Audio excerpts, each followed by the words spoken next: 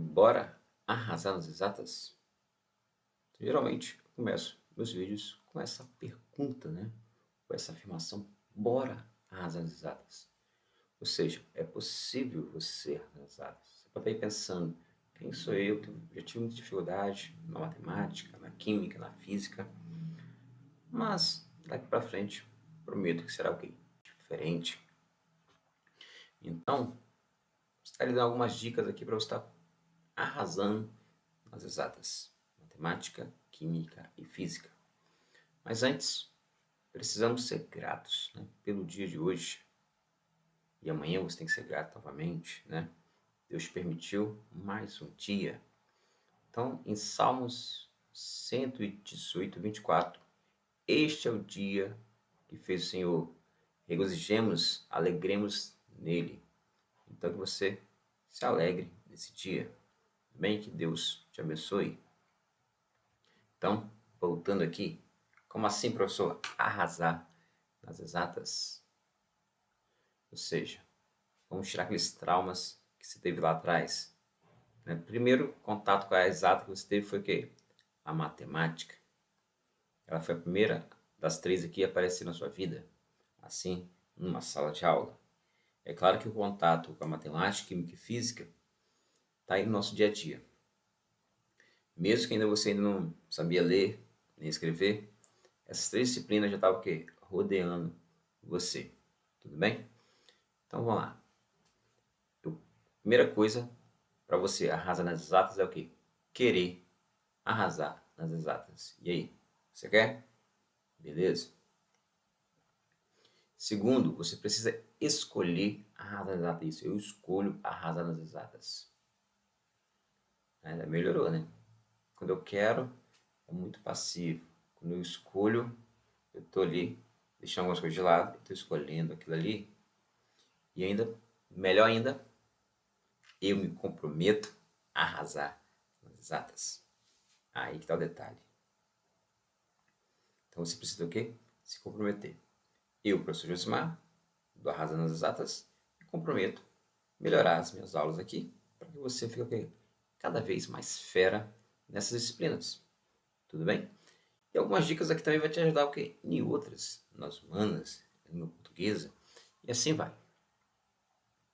Eu gosto de brincar aqui, ó. Eu falo bem assim, ó, que as três palavras proparoxítonas que eu mais gosto é matemática, química e física. Né? Você já aprendeu, né? Proparoxítona, né? São aquelas palavras o quê? Nós temos lá, quando tem a última sílaba acentuada, ou a sílaba tônica, oxítona, né? A penúltima, paroxítona, e a antepenúltima, uma proparoxítona. Então você vê aqui onde está o acento aqui, né? Sempre na antepenúltima. Última, penúltima e antepenúltima. Tudo bem? Dica de português aí, no canal de exatas, hein? Fique ligado, hein? Então vamos lá. Primeira coisa. Toda disciplina, toda área de conhecimento tem a sua linguagem própria. Então a primeira coisa para você arrasar aí nas exatas é isso. A primeira coisa aí, né, é a linguagem. Como assim, professor? Linguagem? Você já falou de proparoxítona, agora está falando de linguagem. Então lembre o seguinte, a maneira que é escrito, né, ou seja, as palavras, a sua origem, ela já diz o quê? Bastante coisas para nós. Olha só que interessante. Se eu perguntasse para você nesse exato momento, o que é um triângulo, né? O que seria um triângulo? Se você olhar aí a própria palavra, ela te dá um gancho aí, ó. Tri. Tri é um prefixo. De novo, professor, está falando. Tri quer dizer o quê? Três. Então, triângulo seria uma figura com três ângulos. Tudo bem? E se eu ainda falasse que esse triângulo é um triângulo equilátero? Ih, professor, agora bagunçou tudo. Porque o triângulo Já estava ali, se nós estamos falando, e falou equilátero, de novo aqui, ó. Essa palavra aqui, ó, equidade, né? Equidistante, tem a ver com igualdade, certo? Igualdade. Eu gosto sempre de explicar isso aqui, né? Então, vimos aí que o nosso triângulo equilátero tem que ser uma figura aí, né, com 3 lados iguais, né? Ou seja, se uma dimensão aqui, né, se aqui for x, aqui tem que ser x também, e aqui também ser x. Às vezes você vai ver, em vez de ser representado assim, geralmente eles gostam de colocar o seguinte: bota um tracinho aqui, um aqui e outro aqui, ou seja, para dizer que são iguais. Tudo bem? Então nós temos aí um triângulo equilátero. Assim. Lá na química, tem umas palavrinhas também interessantes. Olha só aqui, ó. Se eu tenho uma hidrólise, né? Hidrólise. Você vê que toda vez que não aparecer a palavra hidro, tem a ver basicamente com água. A água está no meio, certo? Quer ver?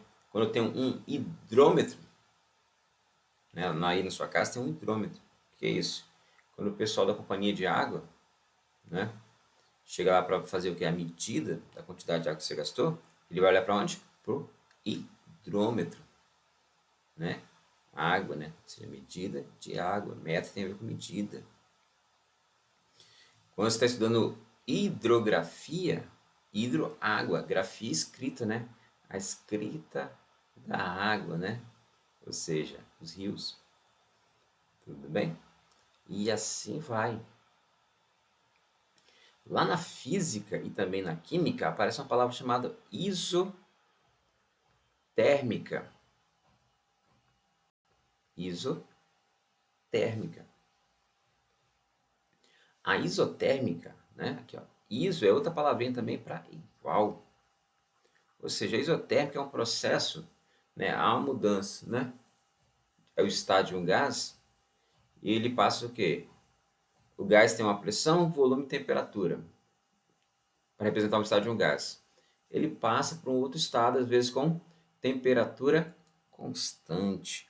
Então, térmica geralmente tem a ver com aí a questão de temperatura.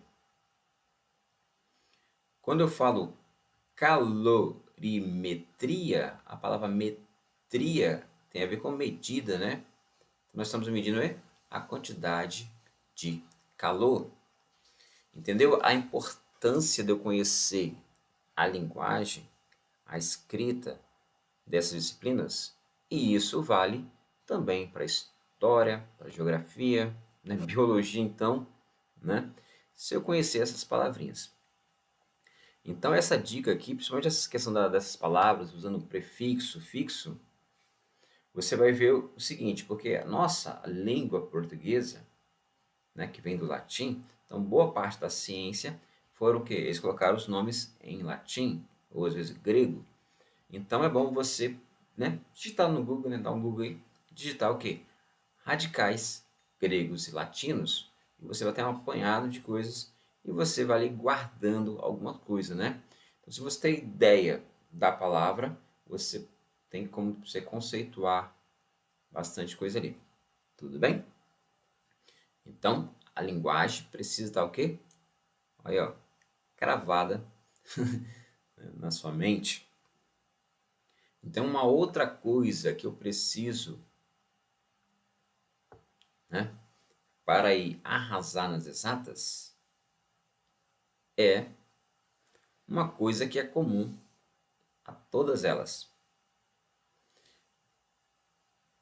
Tem a ver com as fórmulas. Eu preciso conhecer as fórmulas Se puder aprender um pouquinho como que elas foram deduzidas para chegar àquela fórmula, tá legal? Mas eu preciso aprender, né? Ou seja, eu preciso saber aquela fórmula e saber o que aplicar a fórmula. Tudo bem? E quando fala em fórmula aqui, né? Então eu preciso o quê? Exercitar a minha memória para poder estar o quê? Guardando isso. Muitos alunos reclamam, professor, eu não consigo memorizar fórmula. Aí se pergunta o que você tem feito? Aí fala assim, nada.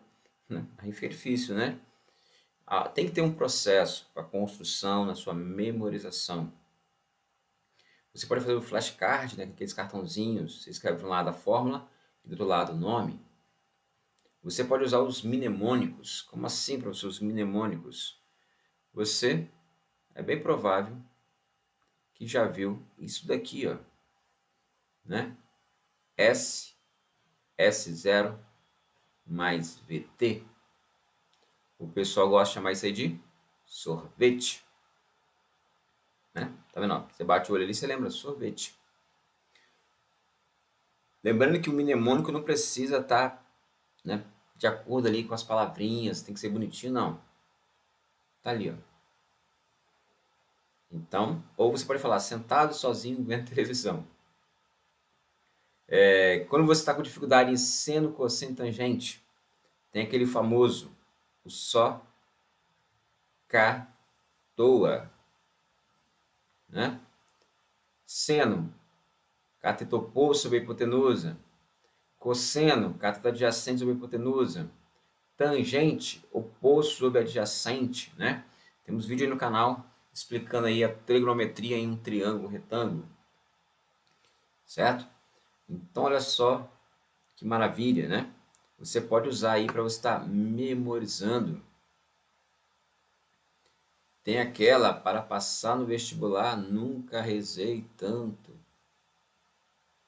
Então, fica a seu critério aí, né? Você precisa fazer alguma coisa para estar memorizando. Você pode usar o quê? Né? Música, você pode desenhar, faz os mapas mentais, tudo bem? Então, nós estamos aí falando das fórmulas de sua memorização.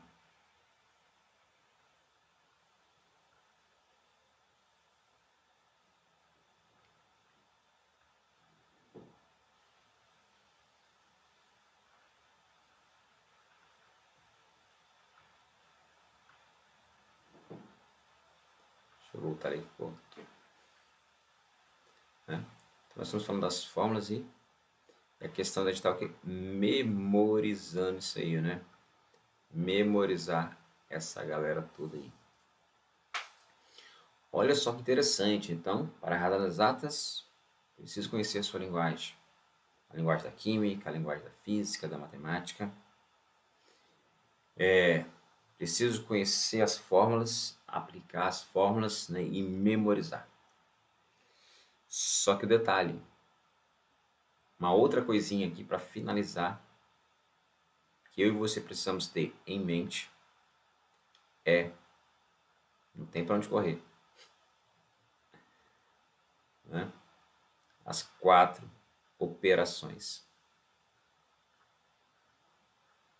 Eu e você precisamos ter, né? Precisamos estar dominando as 4 operações: a soma, a subtração, a multiplicação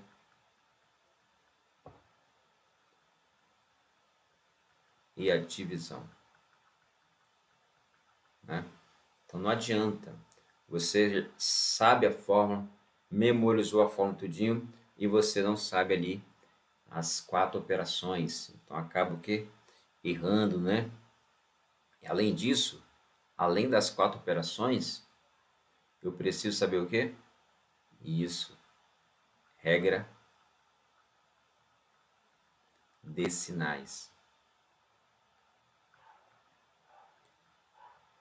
Porque às vezes acontece, eu sei a fórmula, eu sei as 4 operações ali, ou seja, eu sei manusear os cálculos ali, só que às vezes eu acabo esquecendo onde? Um sinal.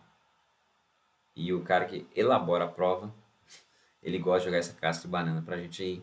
A gente acaba o quê? Escorregando. Então assim nós não vamos o quê? Arrasar nas exatas. Se a gente dá esse mole. Então precisamos o quê? Dominar as 4 operações. Porque olha só, você está lá, imagina que você está nesse processo fazendo o quê? Equação segundo grau. Isso aqui é o exemplo clássico aí que eu gosto de colocar. Você já decorou o que é menos b, mais ou menos, a raiz de b ao quadrado menos 4ac, tudo isso dividido por 2 que multiplicar. Você sabe achar o ABC, você sabe jogar na fórmula ali, mas olha só o que nós temos aqui, ó. Só nessa formulazinha tem a galera aqui, ó. Tem soma e subtração, tem, né, questão com sinalzinho aqui, ó, tem um menos na frente desse B. Então se o meu B aqui, ó, ele aparecer negativo, essa parte vai ficar positiva. Aqui dentro tem multiplicações, então aqui também tem um sinal negativo, que pode também tornar positivo ou não aí, tudo bem? E a gente consegue tirar. Se no final da história aqui dentro ficar negativo, não tem como eu achar uma raiz exata, né? A raiz da equação ali não vai existir, certo? Pode ter raiz quebrada ali, mas se der negativo, não vai ter o que? Resposta dentro dos números reais, tudo bem? Então você vê que tem multiplicação, tem soma, subtração, multiplicação e divisão, além de outras duas propriedades, que é a radiciação e a potenciação. Mas lembrando, quando você vai falar em potenciação, automaticamente você está falando o quê? Das 4 operações. Você vai multiplicar, você vai somar ali, né? Basicamente, na propriedade de potenciação é a multiplicação, certo? E quando você vai falar de uma raiz, seja quadrada, cúbica, você vai pensar o quê? Na multiplicação. Raiz de 25, qual o número multiplicado por ele mesmo, né? Então, as 4 operações estão ali dentro. Qualquer outra coisa que apareça está o quê? Sendo trabalhada em cima das 4 operações. Ela é a base aí para você estar o quê? Arrasando nas exatas. Né? Espero que você tenha gostado desse vídeo. Então curte, comente, compartilhe. E eu e você estaremos aí arrasando nas exatas. Precisando fazer um curso aí para você aprender um pouco mais sobre memória, memorização, como se preparar para concurso, link na descrição. Obrigado mais uma vez e até a próxima.